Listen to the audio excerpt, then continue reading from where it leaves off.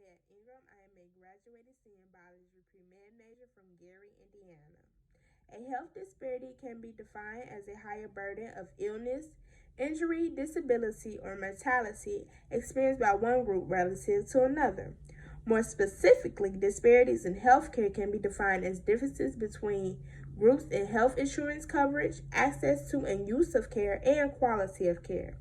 One of the biggest illnesses that my family deals with is diabetes. One family member of mine was in a lot of pain and was losing weight rapidly. The doctors realized that there was an infection in the appendix. They removed the appendix, but the weight loss was still a problem. The hospital released him without even addressing the weight loss. They were basically ignoring it. A couple of days later, the weight loss was still a constant problem. At this point, he had started to feel weak and unable to even get out of bed. My family member took it upon himself to seek additional help from his primary care doctor at the University of Chicago.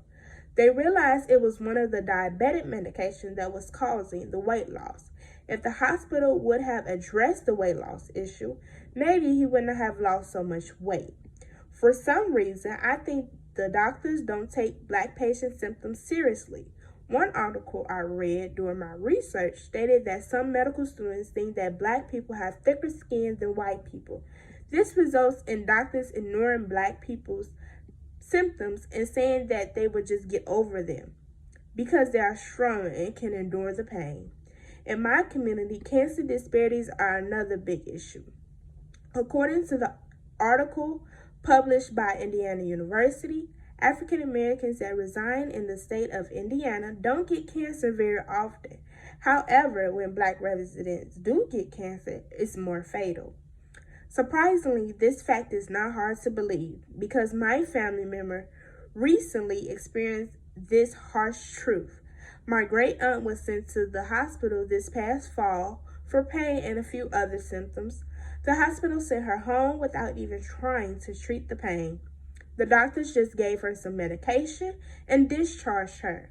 When she went back to the hospital complaining about pain again, they ran different types of tests.